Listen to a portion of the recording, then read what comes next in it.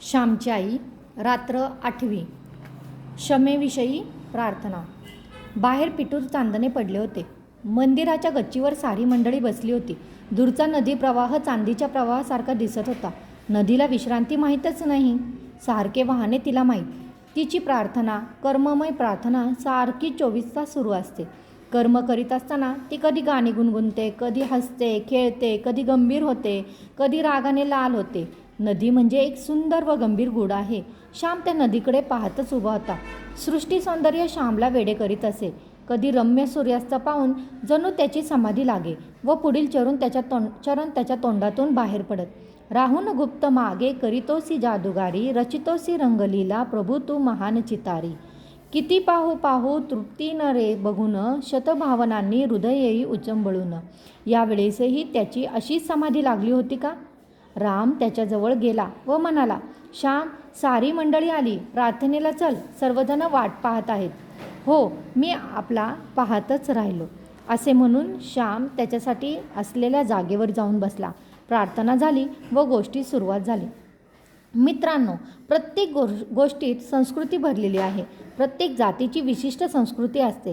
सर्वांनी मिळून राष्ट्रीय संस्कृती होत असते. प्रत्येक चालीरीतीत संस्कृतीचा सुगंध भरलेला असतो. तो ओळखला पाहिजे. आपल्या साऱ्या चालीरीतीत आपण लक्ष घातले पाहिजे. काही अनुपयुक्त चाली असतील तर त्या सोडून दिल्या पाहिजेत, परंतु संस्कृतीचे संवर्धन करणाऱ्या चाली मरू देता कामा नये. आपल्या देशातील, आपल्या समाजातील प्रत्येक आचार म्हणजे एक शिकवण आहे. आमच्या घरी एक अशी पद्धत होती की रोज दुपारच्या मुख्य जेवणाच्या वेळी प्रत्येकाने श्लोक म्हणावायचा. जेवताना श्लोक म्हटला नाही तर वडील रागे भरत. वडील आम्हाला श्लोकही सुंदर सुंदर शिकवित असत. मोरपंत वामन पंडित यांचे सुंदर श्लोक व कविता ते शिकवत असत. तशीच इतर स्तोत्रे, भूपाळ्या वगैरे शिकवत. पहाट झाले की वडील येत, आम्हास उठवीत, आमच्या अंथरुणावर बसत आणि आम्हाला भूपाळ्या व श्लोक वगैरे शिकू लागत. आम्ही अंथरुणातच गोधड्या पसरून बसत असू. माझ्या लहानपणी आमच्याकडे ब्लँकेट नव्हते. गोधडी, पासोडी किंवा आईची चौघडी हेच पांघरून व अंथरुण असावायचे. गणपतीची, गंगेची वगैरे व भूपाळ्या वडील शिकवत. कानी कुंडलीची प्रथा, चंद्रसूर्य जैसे नभ, हे चरण आजही मला मधुर वाटतात. वक्रतुंड महाकाय, शांताकारम, वसुदेव सुतम देव, कृष्णाय वासुदेवाय वगैरे संस्कृत श्लोक, तसेच गंगे गोदे यमुने, कृष्णानुजा सुभद्रा, कुंकुम मंडित जनके, देवी म्हणे अनार्या, ये रथावरी झनी यदुराया, असा येता देखे मारावे मजला, अंगवक्र अधरी धीर पावा वगैरे आर्या व श्लोक ते शिकवी. हे श्लोक आम्हाला लहानपणी पाठ येत. रोज एखादा नवीन श्लोक ते शिकवायचे. वडील नुसते तोंडपाठ नसत घेत करून, तर अर्थही सांगायचे. सौमित्र म्हणजे कोण असे ते विचारत. आम्हाला सांगता आले नाही तर पुन्हा प्रश्न विचारत. लक्ष्मणाची आई कोण? आम्ही सांगावे सौमित्रा. मग सौमित्र म्हणजे कोण? आम्ही सांगावे अंदाजाने लक्ष्मण. भले शब्बास, अशी मग त्यांची ते शब्बासकी देत.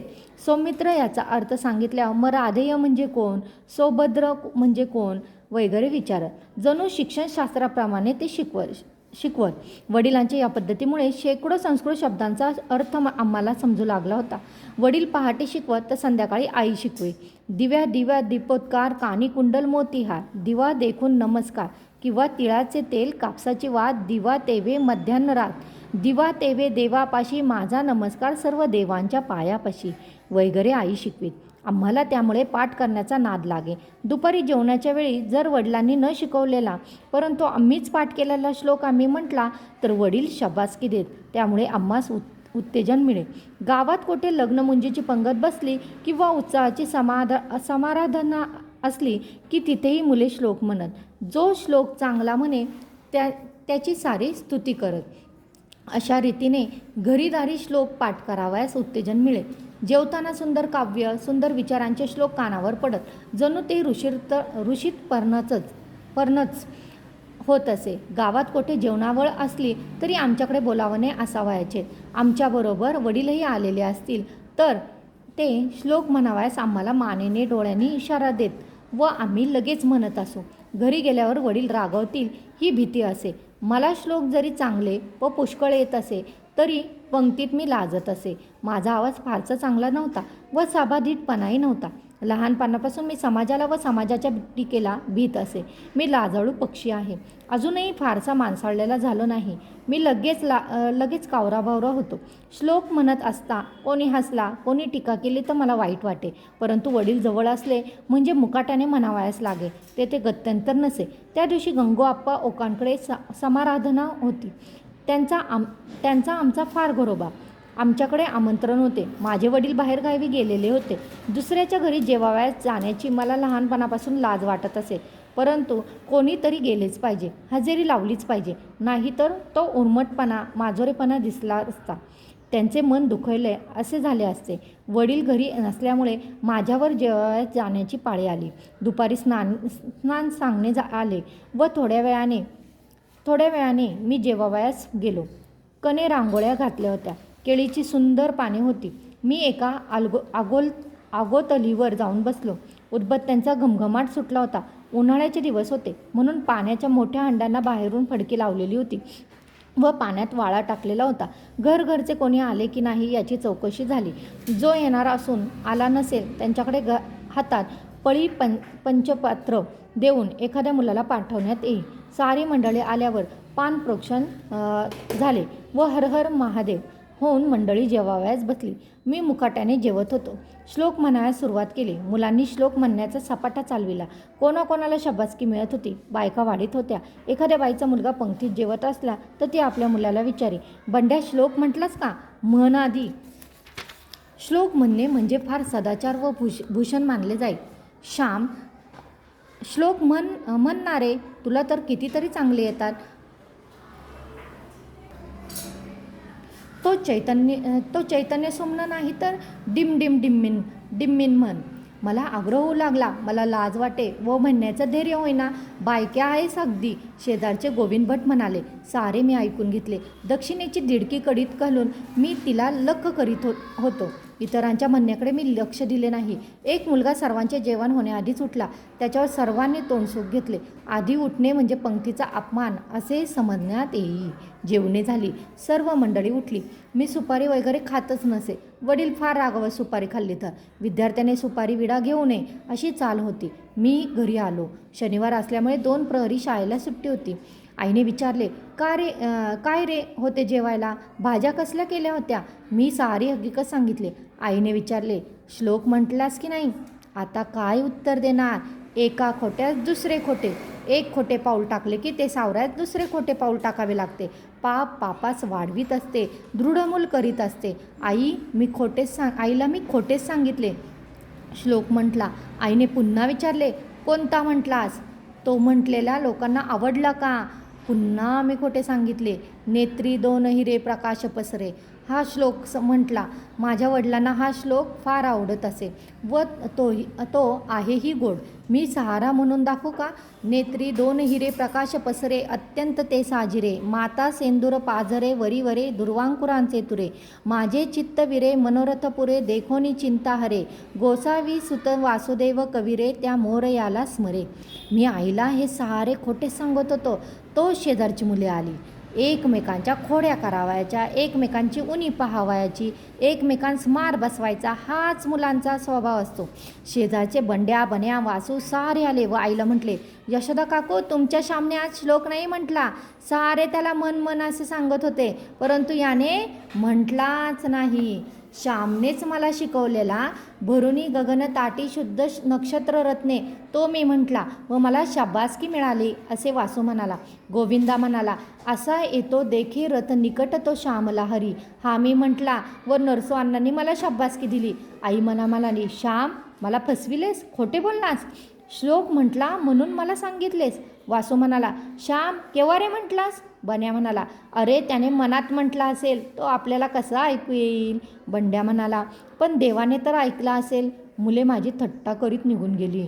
मुले म्हणजे गावातील न्यायाधीशच असतात, कोणाचे काही लपू देणार नाही. गावातील सर्वांची भिंगे चव्हाट्यावर आणणारी वर्तमानपत्रेच ती. मला आई म्हणाली, श्याम, तू श्लोक म्हटला नाहीस.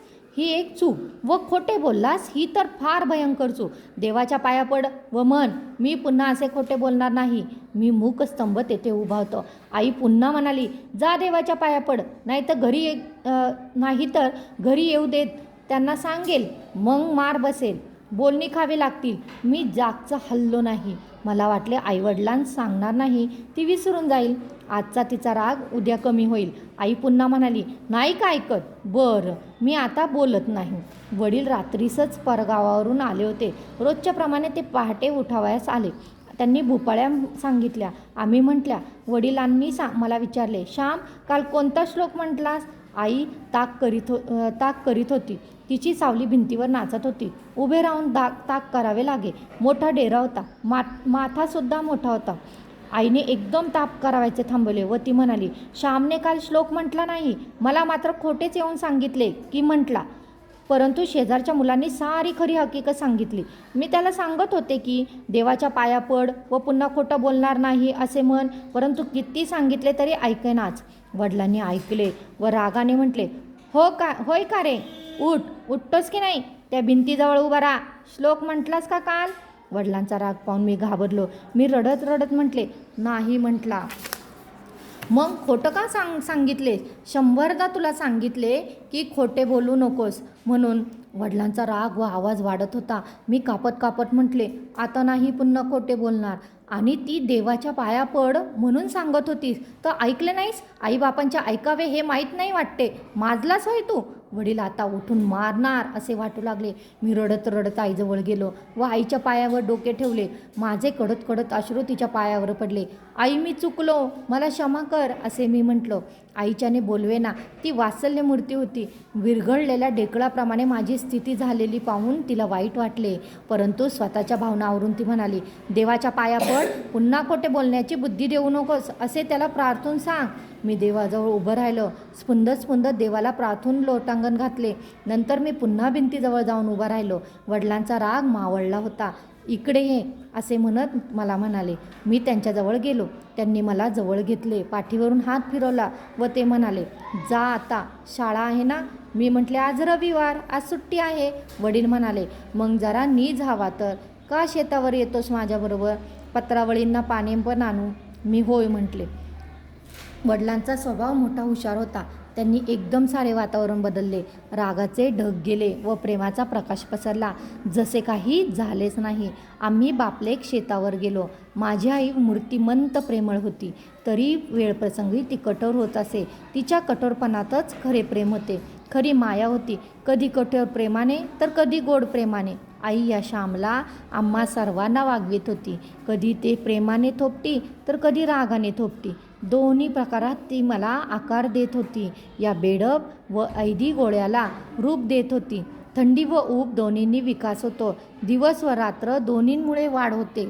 एक सारखाच प्रकाश असेल तर नाश. म्हणून एका कवितेत म्हटले आहे, करुणी माता अनुराग राग, विकासवी बाळ मना विभाग.